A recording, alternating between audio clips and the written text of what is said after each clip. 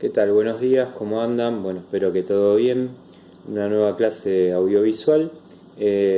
Vamos a retomar un poquito lo que dejé en la clase anterior, que tenía que ver ya con el cierre de lo que iba a ser la presidencia de Sarmiento, y donde nos vamos a encontrar algunas cuestiones muy particulares, entre ellas la vida política de la Argentina y las sendas campañas civilizatorias para lo que se consideraba en ese momento que debía ser la civilización y el progreso también, ¿no? Como país. Pero también con algunas cosas que nos vamos a encontrar que son de frecuencia también en la actualidad, ¿no? Que nos vamos a dar cuenta que históricamente la Argentina también se construye bajo estos parámetros de acuerdo a la elección de un modo de economía, ¿no? Si se quiere. Lo que tengo para iniciar es un breve resumen, ¿sí? De lo que vamos a ver, que después se los voy a dejar también para que lo tengan en la carpeta, ¿sí? Es decir, que esto lo tendrían que copiar en la carpeta. Vayan poniendo pausa a medida que lo van copiando. La sociedad argentina se transformaba al compás de la expansión capitalista, la afluencia inmigratoria y la creciente desigualdad entre regiones. En las áreas más dinámicas, las relaciones sociales se hicieron más complejas y surgieron formas nuevas de sociabilidad. Se multiplicaron las asociaciones de distinto tipo, que junto con una prensa cada vez más vigorosa contribuían a la conformación de una esfera pública. Los periódicos y el Congreso constituían escenarios para el debate y la confrontación partidaria. El Poder Ejecutivo Nacional combatió a la oposición en esos ámbitos y a la vez dispuso del aparato del Estado para disciplinar a los actores políticos y subordinarlos al poder central. Así, controló a los gobiernos provinciales, doblegó las rebeliones de López Jordán en Entre Ríos y en vísperas de la transición presidencial derrotó una revolución mitrista.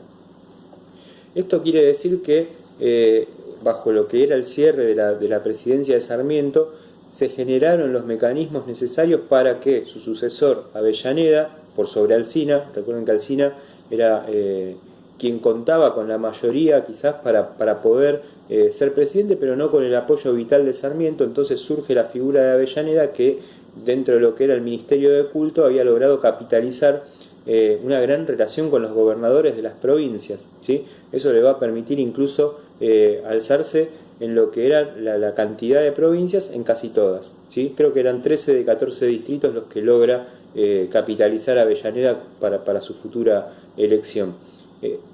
En una de las campañas para diputados, Avellaneda, los diputados que respondían al mando de Avellaneda, antes de la elección presidencial, habían arrasado, ¿sí? Entonces, a partir de acá nos encontramos con una Argentina que se mantiene en crecimiento, ¿sí? Pero que a la vez se va a encontrar con algunas complicaciones que la hacen evidenciar ante el mundo, ¿no? Pero por otro lado, tenemos una sociedad, el marco de una sociedad argentina que a la vez está produciendo un cambio dentro de lo que es incluso la vida pública.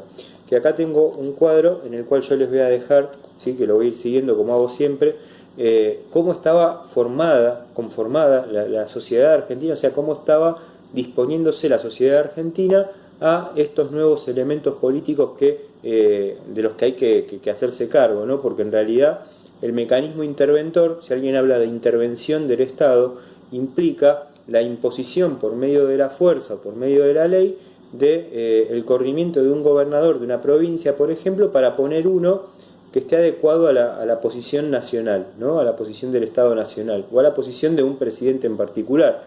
En este caso podemos hablar de Sarmiento, ¿sí? Es decir, que la intervención de lo que es la intervención estatal en las provincias, ¿sí? Va a funcionar como un mecanismo de hacer valer el poder presidencial, ¿sí? No estás de acuerdo con lo que pienso como presidente, no estás de acuerdo o me estás generando una revolución, bueno, te voy a correr, ¿sí? Y voy a poner a uno que esté afín a lo que yo pienso, esa persona va a gobernar en nombre de la intervención de la provincia para administrarla y generar el mecanismo necesario para que no hayan conflictos, ¿sí? No hayan revoluciones, no hayan conflictos. Entonces era una forma de asegurarse que nadie se le ponga en contra. En este caso puntual, Sarmiento, ¿sí? Con esto de las intervenciones. La sociedad argentina estaba atravesando un crecimiento demográfico que había sido arrojado por el censo que había realizado Sarmiento, ¿sí? Un censo científico, un censo analítico para poder entender con estimación también cuántos indígenas teníamos, pero bueno, un censo que al fin y al cabo sirvió para que la Argentina se entendiese a sí misma.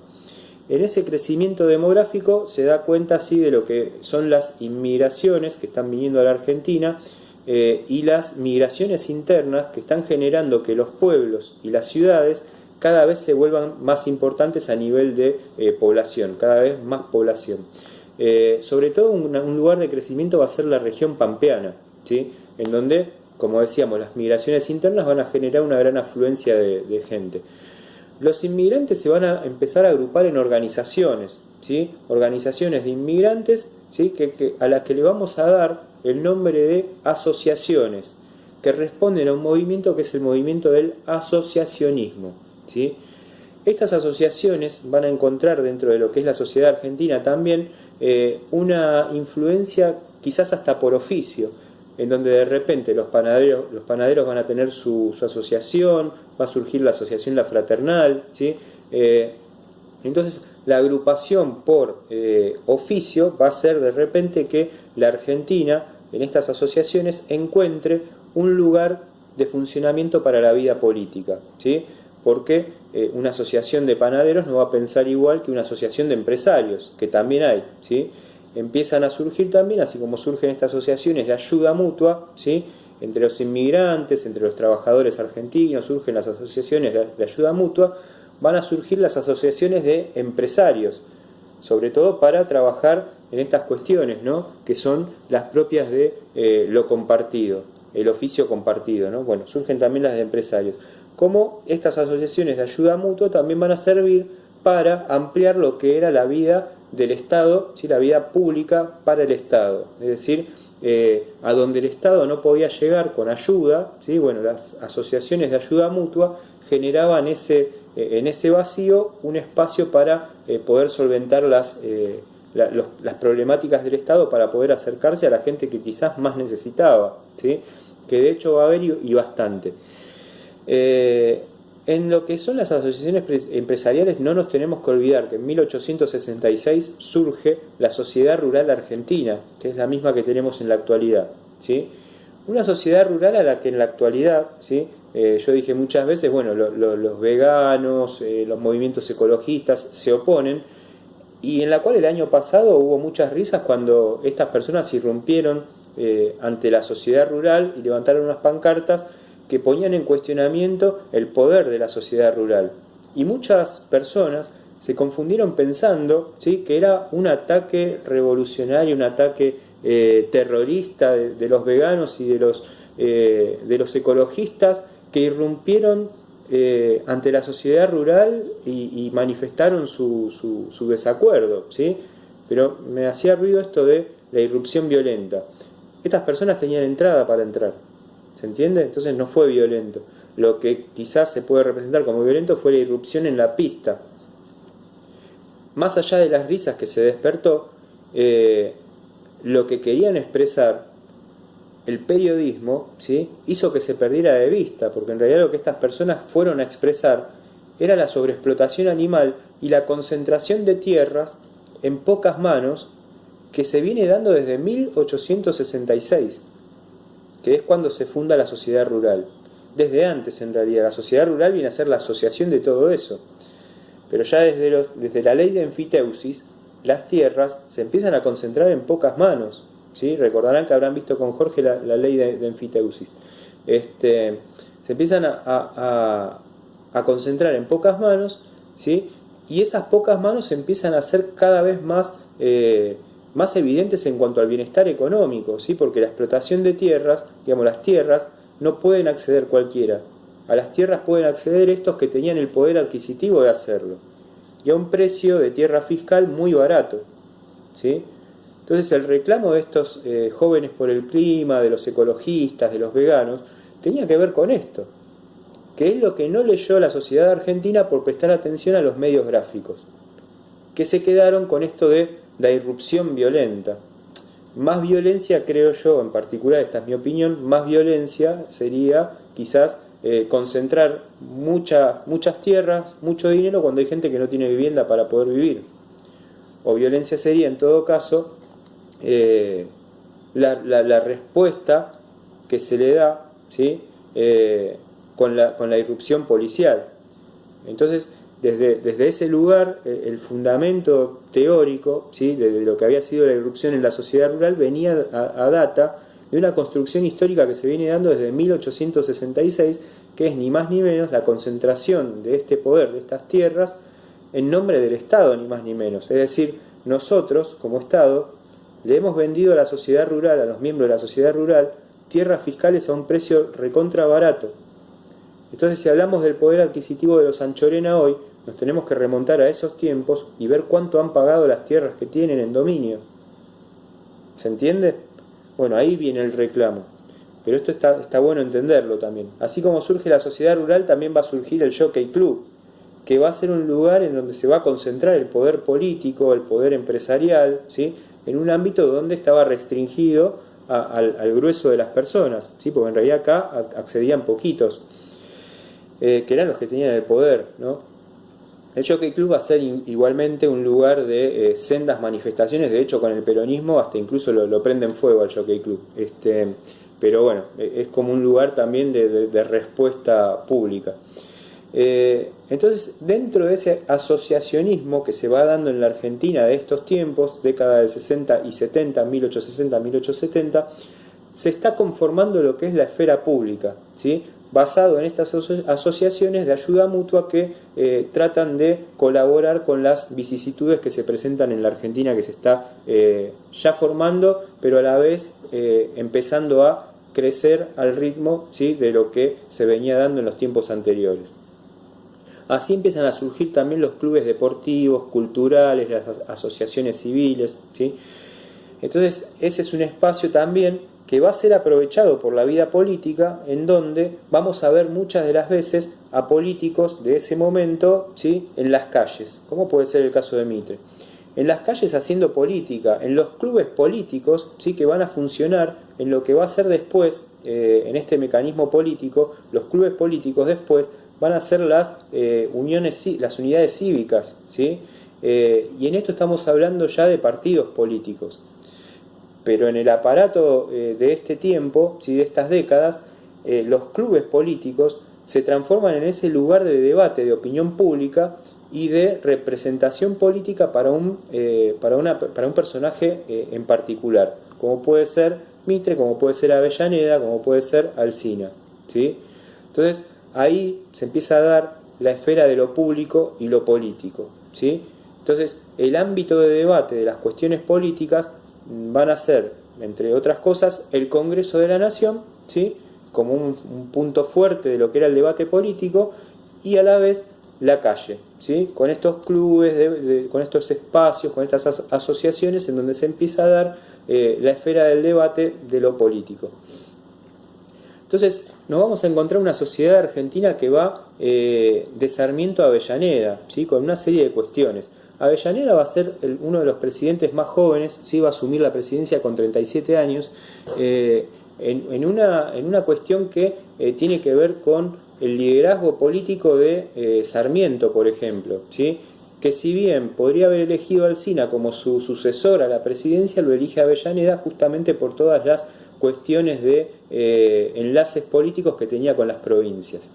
Entonces, lo que le deja Sarmiento a Avellaneda también es un poder del Estado de mayor anticipación política, ¿sí? Y a la vez un Estado que contaba con anticipación en cuanto a lo militar, porque van a haber sendas, entre comillas, representaciones de revoluciones en el interior que el Estado va a anticipar desde lo militar. Por ejemplo, las revoluciones llevadas adelante por López Jordán, ¿sí? Revoluciones que se llamaban de esa manera. López Jordán, entre otras cosas, va a atentar contra el mismo poder de Urquiza, ¿sí? Urquiza que ya venía un poco devenido y que era el Urquiza del lado B, que yo les decía la otra vez, porque se había figurado en lo que era la guerra del Paraguay, ¿sí? El Urquiza que nadie quiere, bueno, había empezado a declinar su poder político, pero a la vez funcionaba como un jefe político de la provincia de Entre Ríos, que a la vez va a ser derrocado por López Jordán.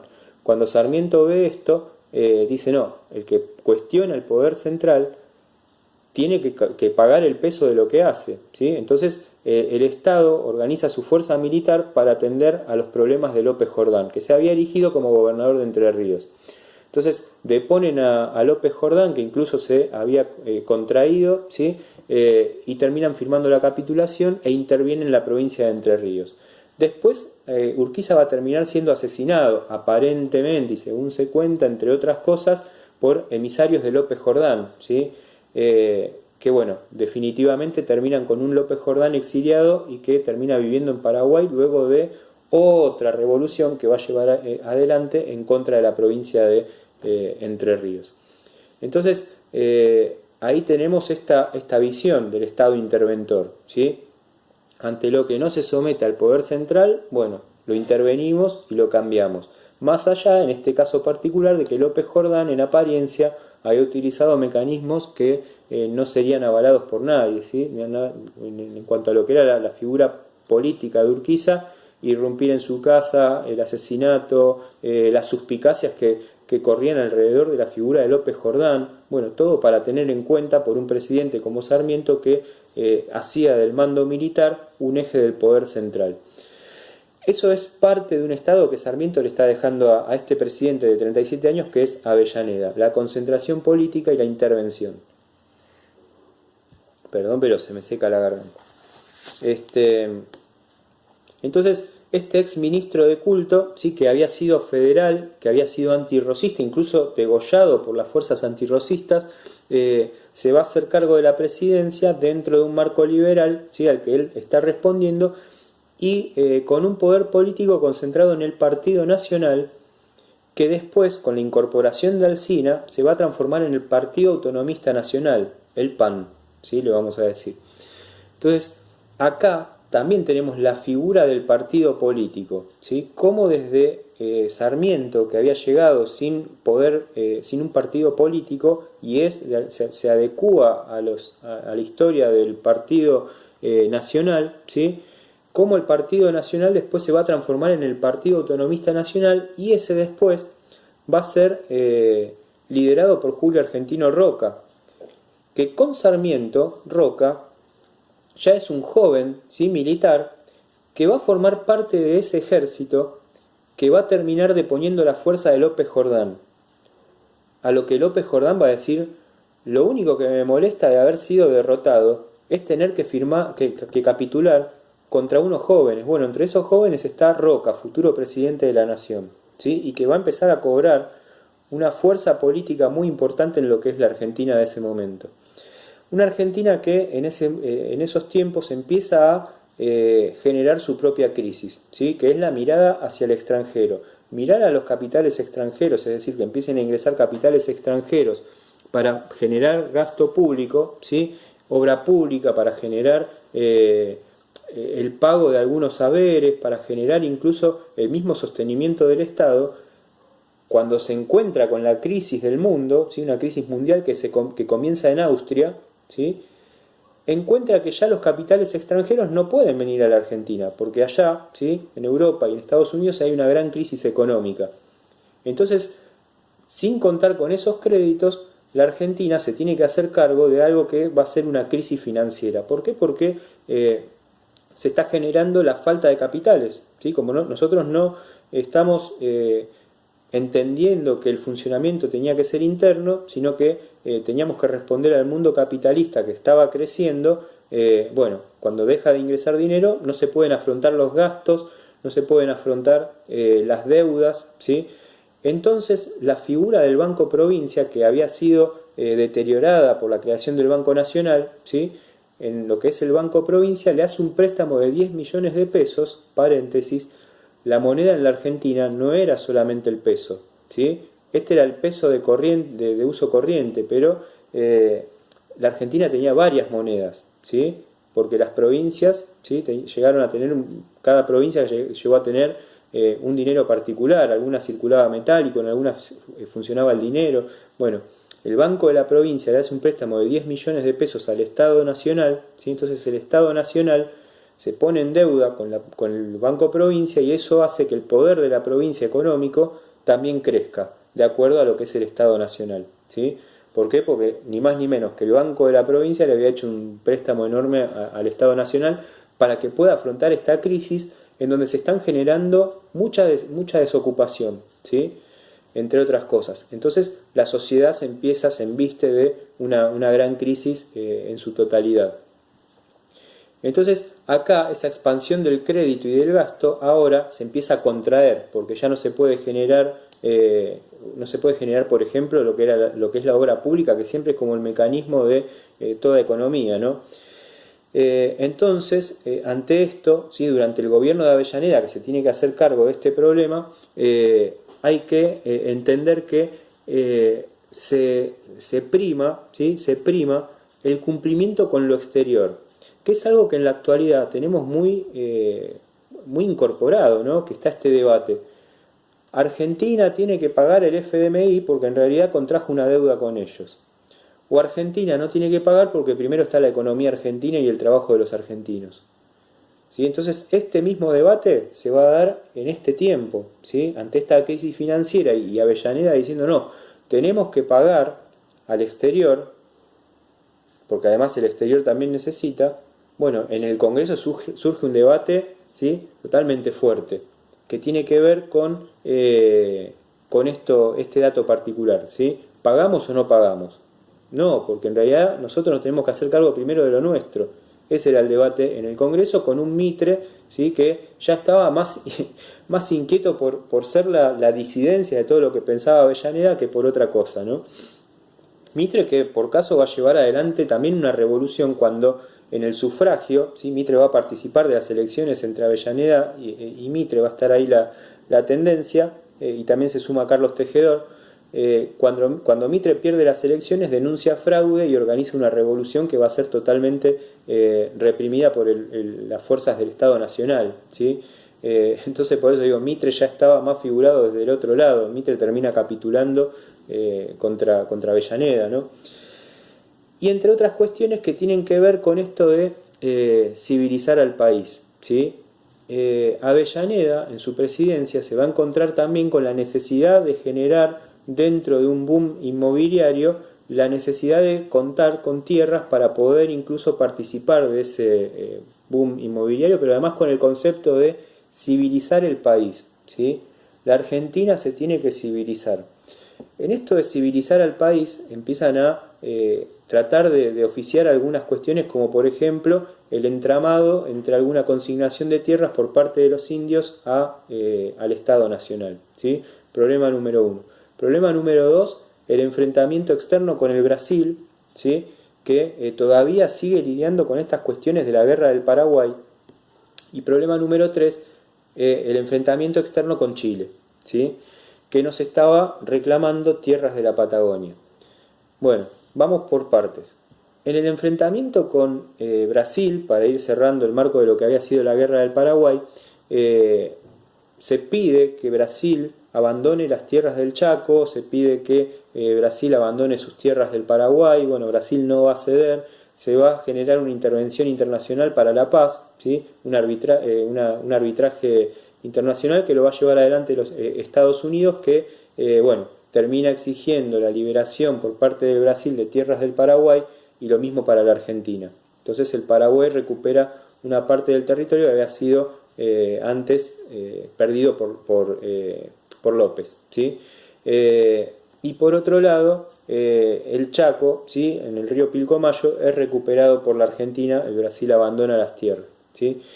Y con Chile, el enfrentamiento externo con Chile tiene que ver con la pretensión de Chile de ocupar parte de la Patagonia, que esto es un debate abierto ya desde la presidencia de Sarmiento. Bueno, finalmente, ante la guerra que Chile tiene que llevar contra Bolivia y contra Bolivia y Perú, olvida este reclamo por los territorios argentinos y, Argentina recupera y militariza toda esa zona para que los chilenos no vuelvan a tratar de acopiarse de ese territorio.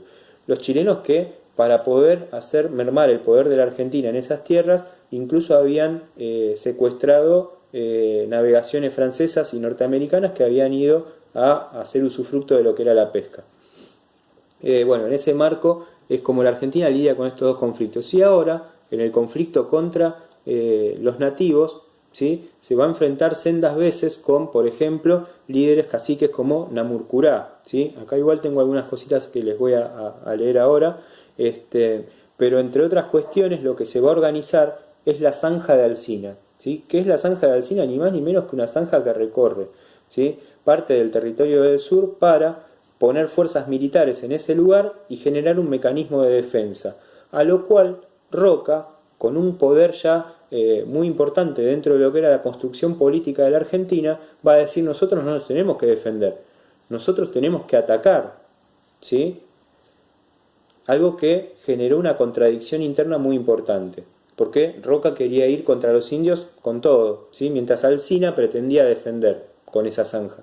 Bueno, muerto Alsina, ¿sí?, muerto el ministro Alsina, Roca asume ese mando, ¿sí?, militar, que ya lo tenía, ¿sí?, pero bueno, ahora asume el mando militar en cuerpo, y decide el ataque contra los indios, entendiendo Avellaneda que la civilización de los indios era sumamente necesaria, no solo educativamente, no solo con la presencia del Estado, acercando para las necesidades que tenían los nativos, sino a la vez quedándose con las tierras que les pertenecían y generando uno de los genocidios más grandes de la Argentina. A razón de todo esto, lo que tengo por acá, la militarización de la frontera dio lugar a toda una literatura crítica, política y social, que subrayaba la corrupción de comerciantes y funcionarios convertidos en especuladores, así como la dura vida del cuartel para los soldados reclutados por las fuerzas, porque entre otras cosas, a los indígenas que eran vencidos o con los cuales se utilizaba la fuerza para acopiarlos, se los llevaba al ejército, entonces los hacían participar de la fuerza militar, y ahí la posición del indígena era tristísima, porque en realidad le generaban un problema que era el problema de la dignidad de la persona, ¿sí? No solamente le habían robado la libertad, encima los tenían mal dentro de lo que era el ejército, o sea, los tenían mal anímicamente, alimentariamente. Entonces, además, lo que se está diciendo es la especulación de los comerciantes por quedarse con esas tierras que no les pertenecían. El cacique Namurkurá organizó una confederación de grupos que se lanzaron a una invasión. Con más de 4.000 indígenas de pelea, avanzaron sobre los partidos de Azul, Tapalqué y Tandil. Arriaron numerosas cabezas de ganado y caballadas. Llevaron cautivos y se enfrentaron en varios combates con las tropas del Ejército Nacional. Es decir, presentaron batalla, ¿sí? Según Avellaneda, ¿sí?, es necesario ir directamente a buscar al indio a su guarida para someterlo o expulsarlo, oponiéndole enseguida no una zanja abierta en la tierra por la mano del hombre, sino la grande e insuperable barrera del río Negro.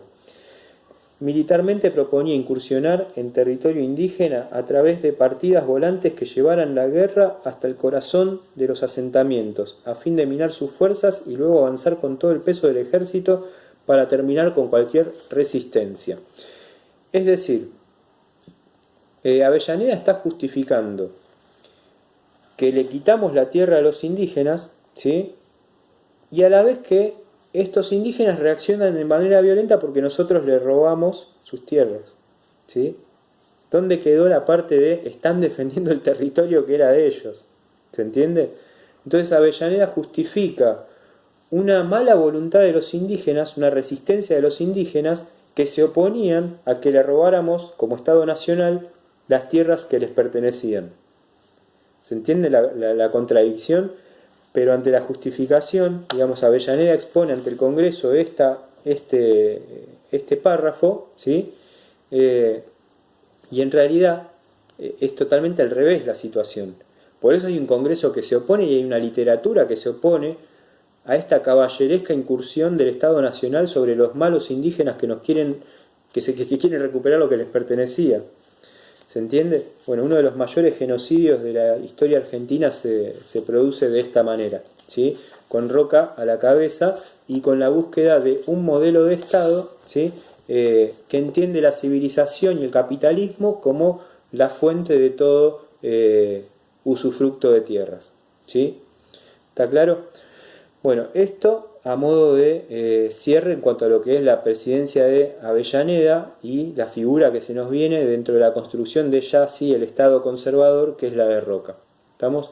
Si tienen alguna duda, saben que me pueden consultar por mail o por el modo en el caso de Amézola. Y bueno, nos estamos viendo en la próxima clase audiovisual. Espero haber sido claro y bueno, como decía, cualquier duda me consulta. Un saludo grande para todos y todas. Próxima clase vamos a ver en particular lo que es la campaña del desierto, que ha dejado sendas estadísticas negativas para este país. Un abrazo.